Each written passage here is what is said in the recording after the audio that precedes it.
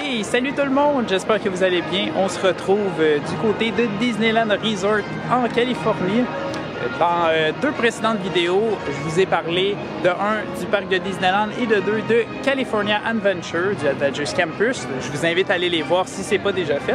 Mais aujourd'hui, pour cette troisième vidéo, je vais vous présenter un peu Disneyland Resort, la propriété de Disney, à quoi ça ressemble, est-ce qu'on peut le comparer avec le Walt Disney World, qu'est-ce qu'il y a de différent, c'est quoi les points qui sont semblables. Je vais vous spoiler un peu, là. Disneyland puis Walt Disney World, c'est deux endroits complètement différents, bien qu'on est familier par plusieurs attractions, par la fameuse magie de Disney, mais malgré tout, c'est deux destinations qui ont une dynamique différente, qu'on ne peut pas les comparer. Au niveau des parcs thématiques, on sait qu'au Walt Disney World, on a 4 parcs. Magic Kingdom, Epcot, Disney's Hollywood Studios et Animal Kingdom. Mais qu'est-ce qu'il y en est du côté de la Californie? Eh bien, on en a deux. Premièrement, on a Disneyland et aussi on a Disney California Adventure. Disneyland, c'est le classique, c'est le tout premier, c'est celui avec le château. Alors que California Adventure, lui, il est un peu propre en son genre, quoique je le compare quand même un peu avec Hollywood Studios, dans le sens qu'on a un peu la ville de Los Angeles d'Hollywood dans les années 20 ou un peu plus tard. Puis on a également plusieurs univers qui se retrouvent là, soit Marvel, soit Pixar. Mais la grande particularité de ces deux parcs-là, c'est qu'ils se retrouvent tout juste en face. Donc on a le Disney California Adventure ici. Ici, je fais un 180 degrés tout simplement.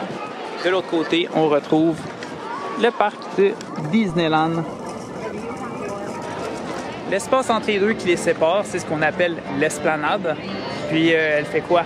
50 mètres de long maximum? Donc, quelque chose que je peux vous garantir, c'est que ici, du côté de Disneyland Resort, l'option Park Hopper vaut vraiment la peine, est facile à rentabiliser. Il n'y a pas de transport entre les parcs qui prennent jusqu'à 20 minutes de transport, aussi plusieurs minutes pour attendre l'autobus. Donc finalement, on perd peut-être 40 minutes dans une journée du côté de Walt Disney World quand on transfère d'un parc à l'autre. Au Disneyland Resort, ça vaut vraiment la peine parce que moindrement que vous êtes du côté du parc de Disneyland puis que vous faites la maison hantée puis que soudain après vous voulez faire le Radiator Springs Racers, ben, il est possible tout simplement en traversant la rue. En même temps, je dis une rue, mais c'est une rue piétonnière, c'est plus un espace public plus qu'autre chose, là. Donc, un grand espace, l'esplanade de Disneyland. À l'intérieur même des parcs thématiques, là, c'est quand même beaucoup semblable. Si on prend, par exemple, juste un parc ici en Californie, on l'isole de son contexte, puis qu'on prend un parc en Floride, puis on l'isole de son contexte, bien, ça va quand même être très similaire l'un et l'autre. On va retrouver la même magie Disney, des excellents restaurants, plusieurs attractions, des rencontres avec personnages et j'en passe. Là, pour vrai, il y a tout plein de choses qu'on peut faire dans les parcs. Pour des images de quoi les parcs ont l'air à l'intérieur, je vais vous rediriger vers les deux précédentes vidéos que je vous parlais. Donc là, je fais le tour vraiment de Disneyland et de Disney California Adventure. Donc vous allez avoir des belles images que vous allez pouvoir voir. En dehors des parcs thématiques, on a également le Downtown Disney qui s'offre à nous. Le Downtown Disney ressemble vraiment beaucoup à ce qu'on a en Floride, qui se nomme Disney Springs, donc un centre de divertissement et d'achat. Donc oui, il y a des magasins, mais on a également des restaurants, on a une allée de bowling, un cinéma, vraiment plein d'activités qu'on peut faire ici lorsqu'on est en dehors des parcs thématiques. Toujours un bel environnement, des fontaines, des belles plantations, des arbres, beaucoup d'ombre, mais également des bonnes odeurs. Ça sent le churro par ici, mes amis. Ouh! On aime ça. Des boutiques classiques qu'on retrouve en Floride se retrouvent également ici en Californie, comme le World of Disney. Donc c'est un magasin où est-ce qu'on va retrouver un peu de tout et n'importe quoi, en ce sens que vous allez pouvoir avoir toute la marchandise générique de Disneyland ou disons les articles les plus populaires sur Star Wars, sur Marvel, sur Pixar, un peu sur chacun des parcs. Donc vraiment pour des achats de dernière minute ou lorsque vous n'avez plus accès au parc, c'est l'endroit parfait pour magasiner. Donc le Downtown Disney se poursuit encore sur plusieurs centaines de mètres. On a des dizaines et des dizaines de boutiques et restaurants. Et on a même certaines boutiques de Disney exclusives ici en Californie qu'on ne retrouve pas du côté de la Floride, comme par exemple le Disney Dress Shop ou encore le Marceline's Confectionery. Vraiment une très bonne confiserie avec des belles collations à l'intérieur. En dehors des boutiques, on a également l'accès aux 3 hôtels de Disney qui est rattaché au Downtown Disney. Au cœur de Downtown Disney, on a l'entrée au Grand Californian Hotel, donc juste ici. Je peux zoomer sur l'affiche pour qu'on voit bien, donc le Grand Californian Hotel. Donc, par rapport à l'entrée de Disneyland, disons qu'on parle de quoi? 200 mètres, mais sinon on sort de l'hôtel Grand Californian puis on est directement dans le Downtown Disney. Donc ça, c'est vraiment un grand avantage à séjourner à cet endroit-là parce que tout le Downtown Disney devient un peu une extension à l'hôtel. C'est absolument incroyable, là. Avez-vous déjà vu ça? Un hôtel avec autant de services que ça, autant de choix de restaurants et de boutiques, puis avec un accès qui se fait totalement à pied vers Disneyland, puis même à pied vers le Disney California Adventure, parce que cet hôtel-là a un accès directement au parc, mais autre que le Grand Californian, si on va au bout de Downtown Disney, on va retrouver un autre hôtel. Celui-ci, ça va être le Disneyland Hotel. Regardez-le, c'est l'hôtel vitré juste ici. Vraiment très beau de l'extérieur. Quoi de plus magique que d'arriver à cet hôtel-là puis de passer en dessous d'un chapeau de magicien ou de sorcier, c'est selon. Et donc voilà, je viens d'arriver au Disneyland Hotel. Donc on a plusieurs tours ici. On va avoir l'espace piscine au centre avec des beaux jardins, comme on en a l'habitude chez Disney. D'ailleurs, il y a une différence majeure à savoir entre les hôtels Disney de Disneyland et les hôtels de Walt Disney World. En fait, à Walt Disney World, on les appelle des resorts. Par exemple, on va dire le Contemporary Resort. Mais ici, on va pas dire Grand Californian Resort, on va dire le Grand Californian Hotel. Pourquoi donc? C'est parce que les sites de ces hôtels sont plus petits qu'en Floride. En Floride, ça s'étend, il y a plusieurs bâtiments partout. C'est souvent sur maximum 3 étages parce que les terrains aussi en Floride permettent moins des constructions en hauteur. Alors qu'ici à Disneyland, ben, c'est souvent plus des tours. On peut avoir du 6 étages, on peut même monter plus haut que ça. Là. Le Paradise Pier Hotel, celui-là a 14 étages de haut, donc c'est quand même pas rien. Et la superficie de l'espace est également un petit peu plus petite. Au niveau de Disneyland, les terrains sont moins grands ici comparativement à la Floride. En Floride, la propriété de Disney est aussi grande que la ville d'Ottawa ou 2 fois l'île de Manhattan. Mais ça reste qu'il y a tout de même de l'espace pour des beaux espaces, pour des beaux jardins. On est toujours au Disneyland Hotel, je n'ai pas changé d'endroit, donc vous voyez un peu à quoi ça peut ressembler. Ah, puis parlant de jardin, vous devriez voir ceux du Grand Californian. En tout cas, pour moi, là, je trouve que c'est à couper le souffle. Ils sont vraiment beaux, ces jardins-là, avec les grands arbres qui montent plus haut que le bâtiment. L'architecture épique. Le style des jardins comme forestiers, on a l'impression de se promener dans des sentiers en forêt, mais il n'y a rien de naturel là-dedans. Là. Tout est construit, tout est réfléchi. En tout cas, vous irez voir des photos et des vidéos que j'ai partagées sur ma page Facebook de Conseiller Voyage WD World. Et le troisième hôtel du Disneyland Resort, c'est le Paradise Pier. Je l'ai nommé tout à l'heure et on le voit très bien à partir d'ici. Donc celui-là, c'est le plus éloigné, mais c'est quand même moins d'1 kilomètre de marche, ce qui est vraiment très raisonnable pour un hôtel et pour avoir accès au parc thématique.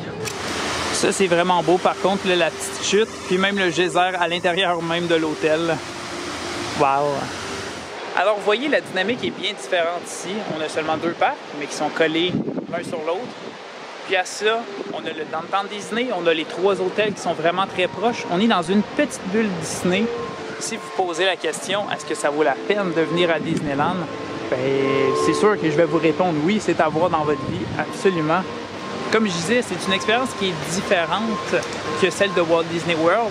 Ça ne la remplace pas, puis le Walt Disney World ne remplace pas Disneyland. C'est vraiment 2 choses complètement différentes. Oui, il y a des similitudes, mais Disneyland a quand même ses propres exclusivités. Alors là, je sais que la grande question va arriver, lequel que je préfère, Walt Disney World ou Disneyland? C'est quelque chose que je peux pas vous répondre parce que les deux, je me répète encore, mais les deux, c'est des expériences différentes. Mais les deux méritent d'être expérimentés, d'être découvertes. À Disneyland, on est plutôt dans la nostalgie. Il y a beaucoup d'attractions classiques qui sont toujours là. À Walt Disney World, oui, on retrouve certaines de ces attractions classiques, mais on est beaucoup plus dans de la nouveauté. On essaye beaucoup de choses. On a des parcs différents. On peut penser à Epcot ou Animal Kingdom. On ne retrouve pas ça ici à Disneyland, donc c'est propre à Walt Disney World. Mais disons, en tant que conseiller voyage spécialisé en destination Disney, je vous dirais que si vous êtes à votre premier voyage, ou disons jusqu'à 3 voyages, expérimentez, essayez Walt Disney World. Il y en a beaucoup à découvrir, beaucoup d'hôtels à essayer. Donc, vous pouvez continuer avec la Floride. C'est plus proche, le transport en avion est réduit. Mais moindrement que vous êtes rendu à un 3e ou à un 4e voyage, considérez vraiment la Californie là, parce qu'il y a de quoi de spécial ici. Oui, le transport en avion va prendre un petit peu plus de temps. Donc, par exemple, de Montréal, au lieu que ça prenne 3 heures pour se rendre en Floride, on parle de 6 heures pour se rendre en Californie. Donc, c'est le double du temps. Mais à l'intérieur du site, les transports vont être réduits vraiment beaucoup parce qu'au lieu de faire 20 minutes en autobus le matin, 20 minutes en autobus pour venir à l'hôtel, ici, vous marchez, ça vous prend 5 minutes. Si vous êtes au Paradise Pier Hotel, ça va vous prendre quoi? Maximum 10 minutes de marche. Ça sera pas... vous allez sauver beaucoup de temps, puis c'est de la simplicité. À Disneyland, c'est vraiment beaucoup de simplicité. Bon, je vous dis pas qu'à Walt Disney World, c'est compliqué. On a des beaux outils comme My Disney Experience qui permet de gérer toutes ces réservations d'hôtels, de restaurants, de parcs.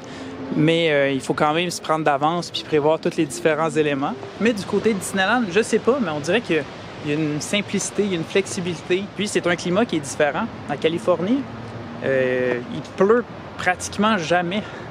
C'est moins bon côté pour le climat, mais ça a aussi ses bons côtés pour le tourisme. Donc si vous venez ici, je vous dirais pas qu'il ne pleuvra pas. Ça, on le sait pas. Ça reste la nature. Mais il y a quand même beaucoup moins de chances qu'il pleuve. Donc la température est beaucoup plus clémente. Il fait chaud. Comme là, je suis en novembre. Puis je suis en t-shirt, je suis en short, il fait super chaud. 35 degrés aujourd'hui. Donc c'est quand même intéressant à ce niveau-là. Et déjà, pour commencer à planifier votre séjour ici à Disneyland, je peux tout de suite vous dire que, selon moi, un bon 4 ou 5 jours de parc, c'est vraiment l'idéal pour commencer. Les parcs sont suffisamment grands pour passer au moins 2 journées dans chaque parc. Mais si vous êtes à votre première visite à Disneyland, allez-y pour une 5e journée avec l'option Park Hopper. Comme ça, vous allez pouvoir refaire ce que vous avez préféré dans vos premières journées. Et évidemment, puisqu'il y a des vacances classiques, on parle de quoi, environ 1 semaine ou peut-être 2, je vous conseille de combiner la portion Disneyland avec une croisière Disney peut-être. Il y en a qui partent de San Diego, donc encore une fois à quelques heures de Los Angeles. Ces croisières-là vont visiter la côte ouest du Mexique. Donc ça pourrait être une belle combinaison pour marier Disneyland et Disney Cruise Line. Croyez-moi, si vous venez à Disneyland, vous allez avoir amplement de choses à faire. Vous n'allez pas vous ennuyer. Ça, c'est sûr et certain. Ne serait-ce que dans les parcs thématiques. Parce que oui, c'est la même magie Disney qu'on connaît, qu'on a en Floride. Mais ici, tout est différent. Il y a plein de petits détails à voir, à comparer avec la Floride, qui est le fun. Et plein d'attractions à essayer aussi, là. Donc, pour vrai, venez du côté de la Californie. Alors, sur ce, je vais vous laisser alors que je suis en compagnie de mes amis Minnie, Mickey et Pluto en topière.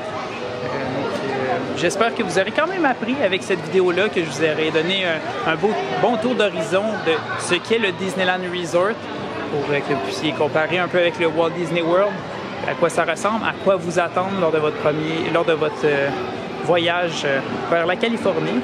Pour m'encourager, pour encourager ma chaîne YouTube, que je continue à vous donner des conseils comme ça pour vous aider à planifier vos voyages vers des destinations Disney. Merci de faire appel à mes services de conseiller en voyage. Donc, vous pouvez me contacter au maxime@wdworld.com. pour qu'on puisse ensemble débuter la planification de votre séjour. Ça va me faire vraiment un réel plaisir de vous aider, de vous accompagner pour réaliser votre voyage de rêve. Donc, salut tout le monde, on se revoit très bientôt. Et bien sûr, n'hésitez pas à vous abonner, à partager et à aimer la vidéo. C'est des gestes tout simples, mais qui m'aident beaucoup. Salut, bonne journée tout le monde!